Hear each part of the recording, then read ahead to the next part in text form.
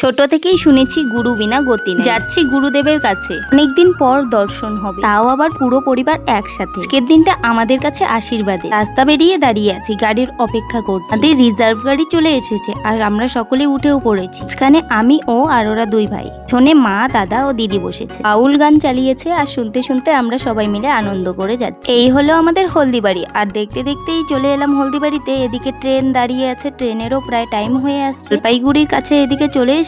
ওয়েদারটা একটু মেঘলা মেঘলা, ঘুমিয়ে পড়েছে, ওকে আমার কাছে নিয়ে এসেছি। থেকে উঠেই বলছে আমার খিদে পেয়েছে আর মনটা ভীষণ খারাপ করেছে। আমরা এখন জলপাইগুড়ির আগে যে পেট্রোল পাম্পটা পড়ে সেখানেই দাঁড়িয়ে আছি, তেল ভরছে গাড়ি। আমাদের বাড়ি থেকে শিলিগুড়ির দূরত্ব 56 কিলোমিটারের মতো। যাওয়ার পথে 73 মোড়ে দাঁড়িয়ে কিছু খাওয়া দাওয়া করে নিলাম। আর হ্যাঁ, এর আগে 73 মোড়টাকে আমি 72 মোড় বলেছিলাম। তো আমরা সবাই একটু হাওয়া খেয়ে নিচ্ছি, তারপর আবারও গাড়িতে উঠে পড়বো। এখান থেকে বেরিয়ে সোজা উঠে যাচ্ছি এখন শিলিগুড়ির যে মেন রোড হয় সেই মেন রোডের মধ্যে। এই যে মেন রোডে উঠেও গেলাম। আর এবারে যেতে যেতে তোমাদের কিছু কমেন্ট আমি শো করছি। কমেন্টে সবার নামগুলো শুধু আজকে তুলেই ধরলাম। আর যেতে যেতে আমাদের গাড়িটা বাইপাস হয়ে যাবে আর সেখানে দাঁড়িয়ে পড়লাম আমরা মাছ। আমি তো বমি করে ঠাকুরদাদার অবস্থা টাইট করে দিয়েছে, ওর জামা কাপড় শুদ্ধ ভিজিয়ে দিয়েছিল। আর এই লোকেশনটা কারা কারা চেন, বাড়ি বেলাকোপার রোড। এটা ক্যামেরাতে দেখা না গেলেও আমরা কিন্তু পাহাড়টা বেশ দেখতে পাচ্ছি এখান থেকে। রেডি শিলিগুড়ি পৌঁছে গিয়েছি আর ট্রাফিকে আটকে পড়েছিলাম। তো এই যে ট্রাফিক ছাড়লো এখন, এখান থেকেই আমরা বাইপাস হয়ে মানে এই সাইডের ডান দিকের রাস্তাটাই চলে যাব। সামথিং এটা 3 বারতি হবে।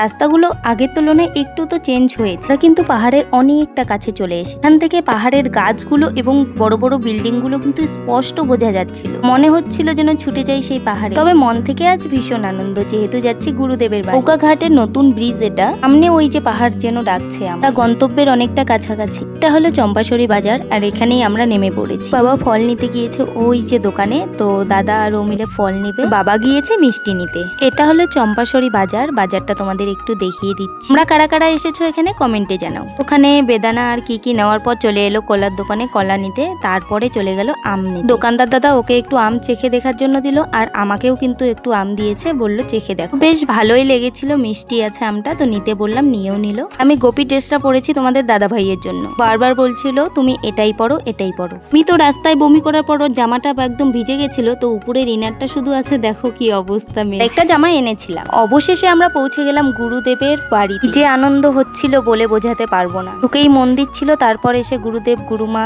সবাইকে প্রণাম করলাম, জন্য সেবার ব্যবস্থাও করেছি। গুরুর আশ্রমে গিয়ে এত আনন্দ হয়েছিল আর সাক্ষাৎ দর্শন করার পর সপরিবারে গুরুদেবের পরিবারকে দর্শন করার পর সত্যি এত গল্প আর আনন্দের মধ্যে ভিডিও করা হয়ে ওঠে। নেক্সট টাইম যদি গুরুদেবের আশ্রমে আবার যাই, তারপরে কিন্তু তোমাদের অবশ্যই দেখাবো সম্পূর্ণ বাড়িটা। গুরুদেব গুরুমা তাদের পরিবার ভীষণ ভালো, ভীষণ। গুরুদেবের কাছ থেকে তো আমরা মন ভরে আশীর্বাদ পেলাম, গুরুমার কাছেও। তো তোমরাও আশীর্বাদ নিও।